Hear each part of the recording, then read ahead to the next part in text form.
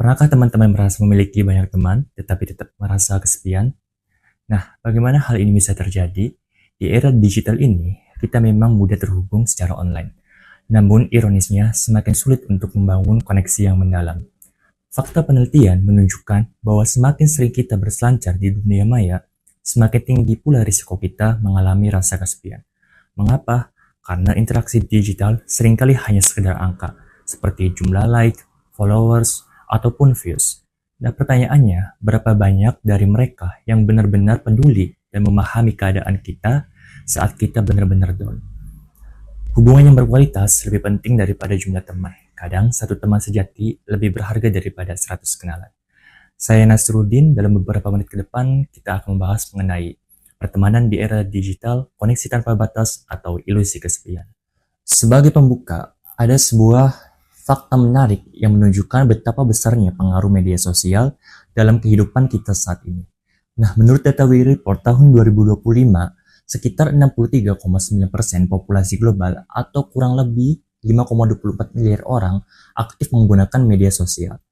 Lebih dari itu, survei dari Pew Research juga menunjukkan bahwasanya sebanyak 67% generasi Z merasa lebih nyaman membangun pertemanan melalui platform online dibandingkan bertemu langsung secara fisik. Tentunya fenomena ini menandai adanya pergeseran paradigma besar dalam cara kita menjalin hubungan sosial. Nah, mungkin dulu pertemanan biasanya terbentuk berdasarkan lokasi, seperti teman sekolah atau tetangga sekitar rumah. Namun sekarang, banyak dari kita yang membangun hubungan berdasarkan minat dan identitas bersama melalui komunitas online atau fandom tertentu. Hal ini menimbulkan pertanyaan, apakah teknologi membuat pertemanan menjadi lebih mudah dan luas jangkauannya, atau justru menciptakan kompleksitas baru yang membuat hubungan terasa kurang nyata? Selanjutnya adalah mengapa pertemanan itu penting. Sebagaimana yang kita ketahui, bahwasanya manusia adalah makhluk sosial yang sangat membutuhkan interaksi dengan orang lain. Nah, untuk merasa lebih bahagia dan sehat secara mental maupun fisik, pertemanan bukan hanya soal memiliki teman ngobrol saja, tapi yang mana dapat mempengaruhi kesehatan mental kita, kebahagiaan sehari-hari, bahkan produktivitas kerja maupun belajar kita. Selain itu, melalui pertemanan, kita juga dapat memperluas jaringan sosial sekaligus mengasah keterampilan komunikasi serta kemampuan berinteraksi dengan berbagai tipe macam orang. Nah, namun bagaimana cara kita berteman di era digital seperti sekarang ini? Platform seperti TikTok, Instagram, hingga kecerdasan buatan mulai mengambil peran penting sebagai medium interaksi utama bagi generasi muda saat ini, terutama bagi generasi muda saat ini. Selanjutnya adalah tren utama pertemanan digital.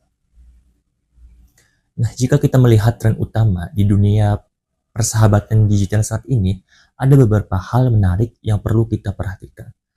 Biasanya generasi Z dan Alpha cenderung menggunakan konten berbasis virtual seperti TikTok, Discord, atau Instagram untuk interaksi sehari-harinya.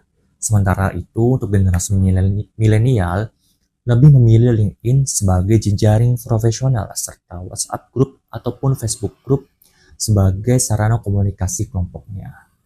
Ada juga beberapa fenomena baru yang muncul, seperti yang pertama adalah parasocial relationship, yaitu di mana seseorang memiliki ketertarikan emosional kuat terhadap influencer ataupun selebriti virtual meskipun tanpa interaksi dua arah nyata.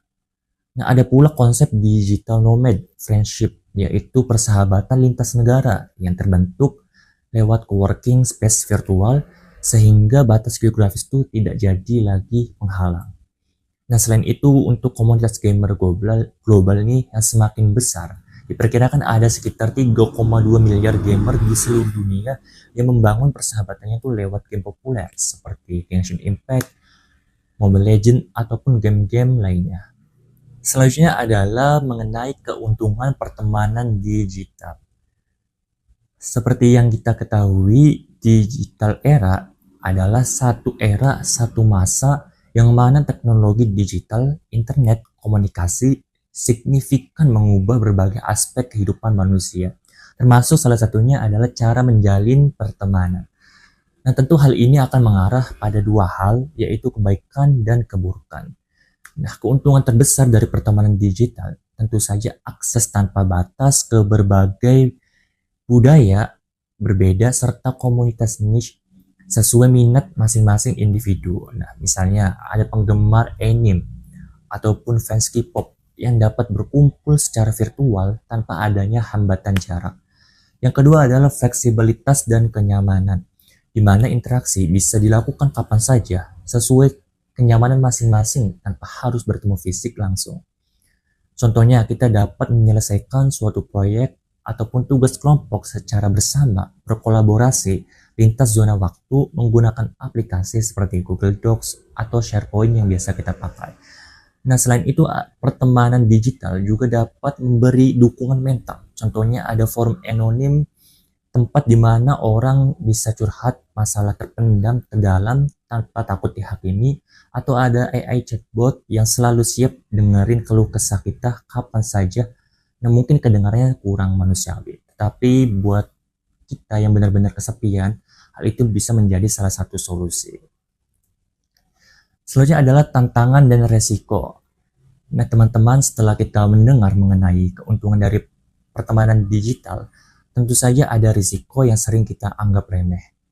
Yang pertama, pernah nggak sih kita merasa punya ratusan teman di media sosial, tapi saat kita benar-benar butuh, hanya hitungan jari yang benar-benar ada. Nah, fenomena ini disebut friendship inflation. Yaitu seperti nilainya tuh seperti yang uang yang nilainya turun karena terlalu banyak dicetak. Nah, survei dari Gallup tahun 2022 bahkan mencatat banyak orang mengaku punya teman ribuan, tetapi hanya 3-5 orang yang dianggap dekat. Cukup miris, bukan? Nah, selanjutnya itu adalah masalah ghosting. Hubungan yang tiba-tiba putus tanpa penjelasan. Bayangkan saja, kita sedang mau ngobrol lancar, tiba-tiba chatnya dibaca tetapi tidak ada balasan selamanya.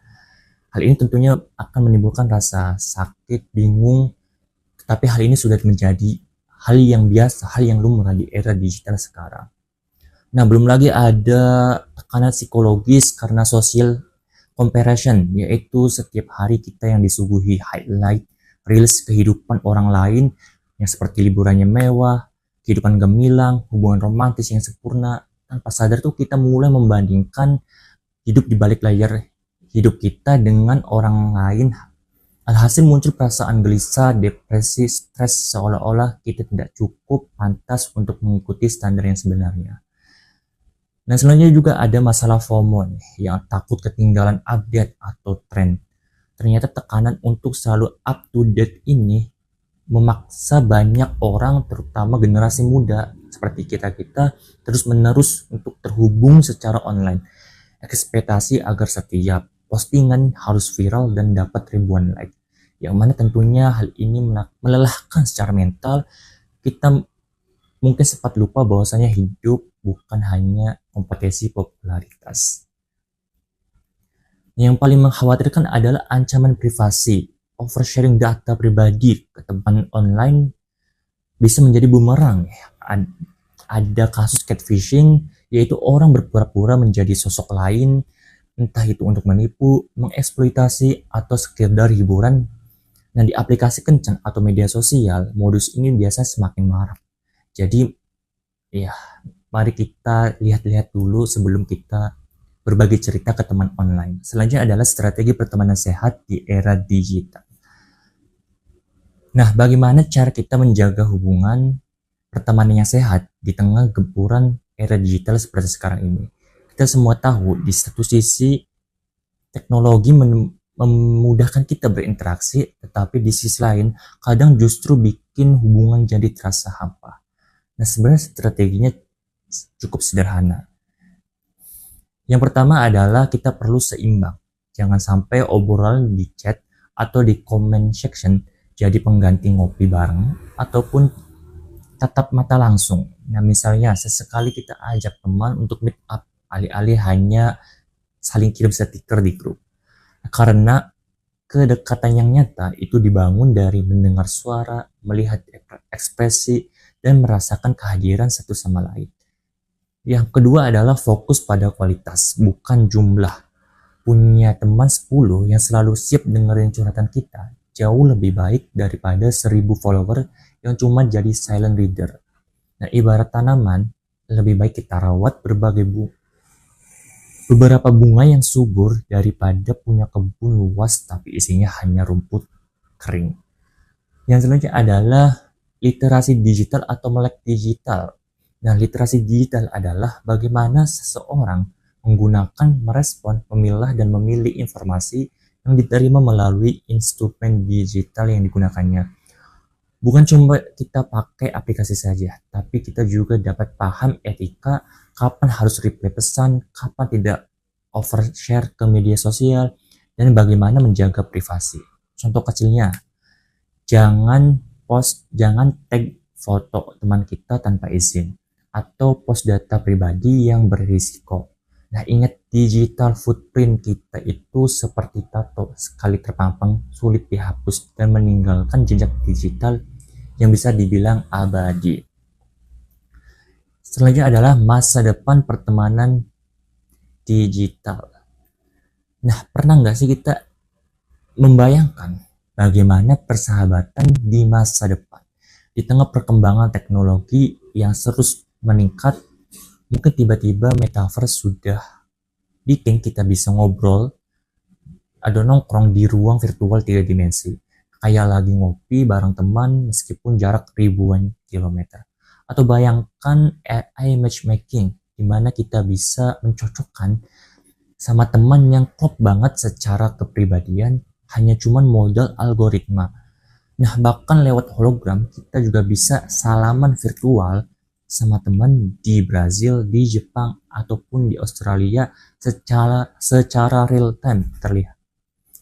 Nah, menurut laporan McKinsey tahun 2023, di tahun 2023 diprediksi 40% awal persahabatan di tahun 2030 akan dimulai lewat platform virtual reality.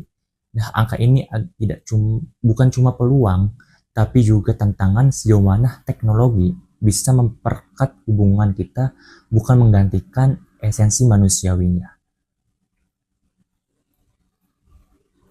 Sebagai penutup, sebelum kita tutup, izinkan saya mengingatkan satu hal penting, bahwasanya teknologi hanyalah alat bantu.